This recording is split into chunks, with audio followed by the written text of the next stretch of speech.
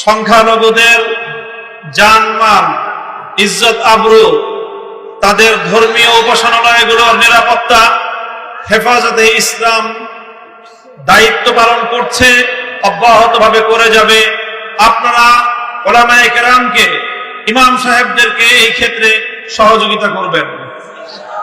প্রত্যেকটি মার্কেটে, প্রতিটি ইন্ডাস্ট্রিয়াল এলাকায় নিরাপত্তা নিশ্চিত করবার জন্য যতক্ষণ পর্যন্ত আইন শৃঙ্খলা রক্ষাকারী বাহিনী স্বাভাবিকভাবে দায়িত্ব পালনে নিয়োজিত না হতে পারবে, দেশের ছাত্র সমাজ যেভাবে দায়িত্ব পালন করছে এভাবে দায়িত্ব পালন করে যাবে। উলামায়ে কেরাম, আলেম সমাজ, ইমাম সাহেবান, আপনাদের নেতৃত্বে আপনারা তাদেরকে সহযোগিতা করে যাবেন। আরেকটি পয়গাম আমি দিতে চাই, এই আগস্ট বিপ্লব, 5ই আগস্টের এই গণ অভ্যুত্থান, এটি রচিত হয়েছে এদেশের সর্বশ্রেণীর ছাত্র জনতার ঐক্যবদ্ধ এক মজবুত দৃঢ় ঐক্যের মাধ্যমে। এই ঐক্যে যেভাবে আমার স্কুলের ছাত্র ছাত্রীরা ছিল, এই ঐক্যে যেভাবে কলেজের ছাত্র ছাত্রীরা ছিল, ইউনিভার্সিটির ছাত্র ছাত্রীরা ছিল, একইভাবে টেকনাফ থেকে তেতুলিয়ায়, হাটহাজারী থেকে রহমানিয়ায়, প্রতিটি স্তরে আমার মাদ্রাসার ছাত্ররাও হাতে হাত রেখে রাজপথে আন্দোলনের এক অটুট বন্ধন তৈরি করেছিল। আজ তাই পরাজিত শক্তি চায় আবার আমাদের মধ্যে বিভেদের দেয়াল তৈরি করতে। বিগত পতিত স্বৈরশাহী আওয়ামী সরকার, তারা 16 বছরের চেষ্টার মধ্য দিয়ে চেয়েছিল জাতির মধ্যে বিভেদ তৈরি করতে। স্বাধীনতার 50 বছর পরে এসেও তারা রাজাকার নাম দিয়ে এদেশের ধর্মপ্রাণ জনগোষ্ঠীকে তারা দাবায় রাখবার ষড়যন্ত্র করেছিল।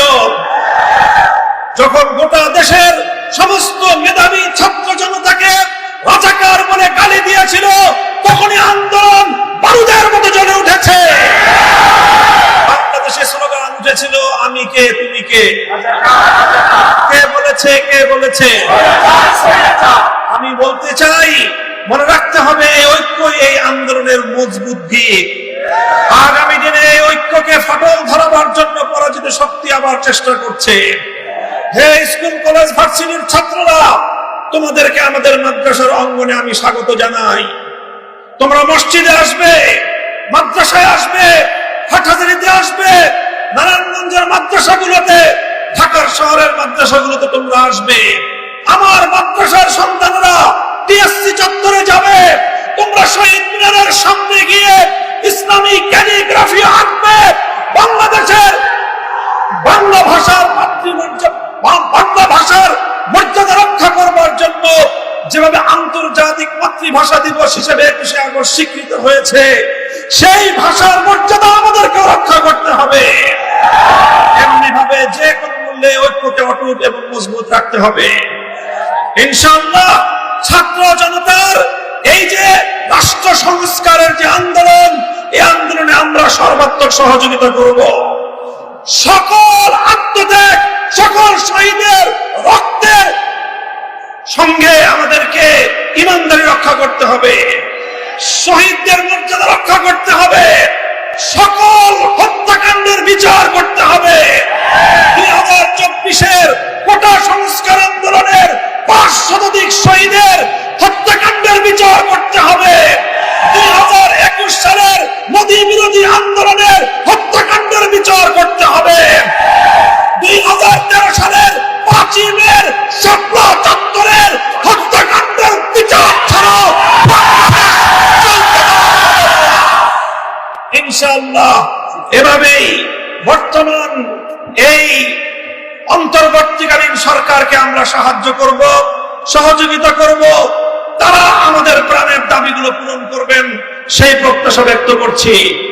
আগামীকাল ঢাকায় বাইতুল মুকাররমের উত্তর গেটে হেফাজতে ইসলামের মহাসমাবেশে যোগদান করার আহ্বান জানাচ্ছি।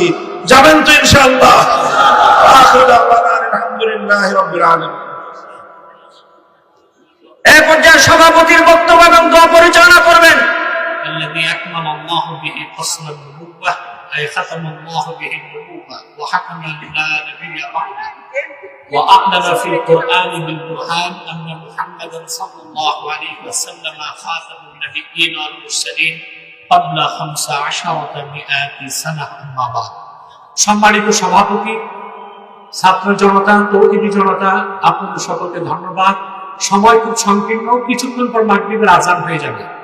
নারায়ণগঞ্জে যে লোকটা বলতো খেলা হবে, যখন ডেট ফাইনাল হলো খেলোয়াড় পালায় গেল। আমি আরেকটি কথা বলবো, শুধুমাত্র ছাত্র জনতার আন্দোলনে এই অভ্যুত্থান হয় নাই। সুদীর্ঘ 15 বছর হেফাজতের নেতৃবৃন্দ কারাবরণ করেছে। শাপলা চত্বরে আমার দেশের কওমি মাদ্রাসার তরুণ সন্তানরা জীবন উৎসর্গ করেছে। ভারতীয় আধিপত্যবাদের বিরুদ্ধে, মোদী বিরোধী, ভাস্কর্য বিরোধী আন্দোলনে বাংলাদেশের ইমানদাররা, ইসলামপন্থীরা জীবন দিয়েছে। সেই ক্ষোভ বিস্ফোরণের আকারে বহিঃপ্রকাশ ঘটেছে ছাত্র আন্দোলনের মাধ্যমে। অতএব আমি হেফাজত নেতৃবৃন্দ সহ সারা দেশের আলেমদেরকে বলবো, ভারতীয় আধিপত্যবাদ থেকে বাংলাদেশ মুক্ত হয়েছে। হাসিনার বিদায়ের মাধ্যমে দেশ একটি আযাব মুক্ত হয়েছে। মার্কিন আগ্রাসনের আযাব যেন বাংলাদেশে না আসে। ইউনূস সাহেবকে বলে দিচ্ছি, আলেম ওলামা পীর মাশায়েখদের সিদ্ধান্তের বাইরে যুক্তরাষ্ট্রের কোন এজেন্ডা বাংলাদেশে বাস্তবায়ন করতে দেওয়া হবে না।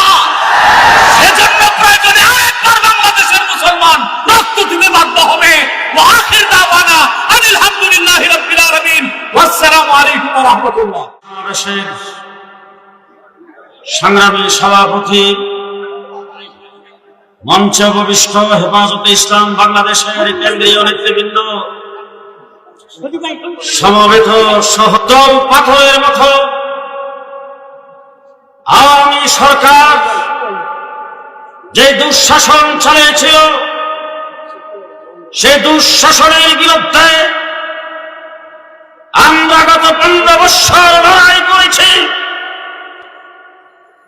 পিলখানা হত্যাকাণ্ডের ইতিহাস আমরা ভুলে যাই নাই।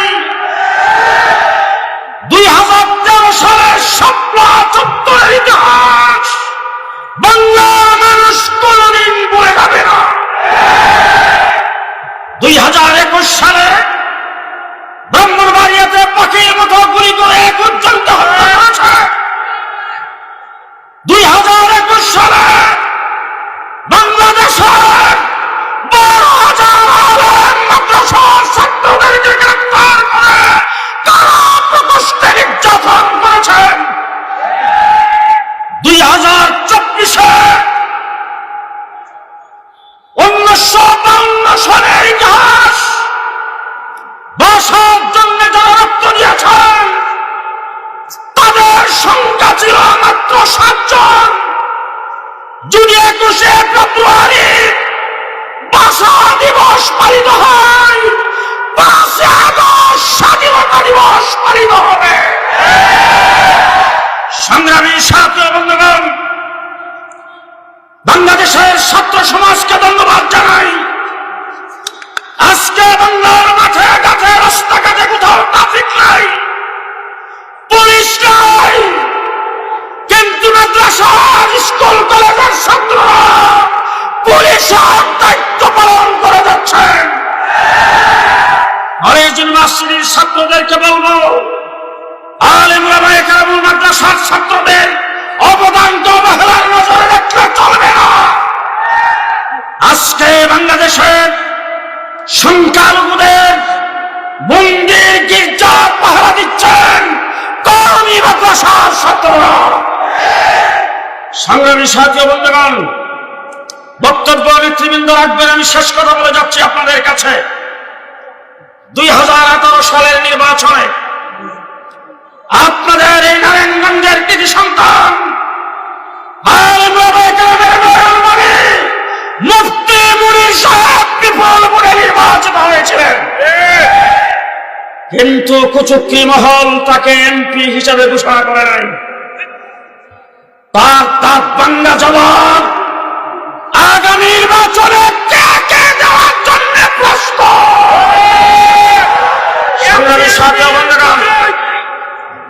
সংগ্রামী সাথী বন্ধুগণ, আগামীকাল বাইতুল মুকাররম উত্তর গেটে বিকাল 3টায়।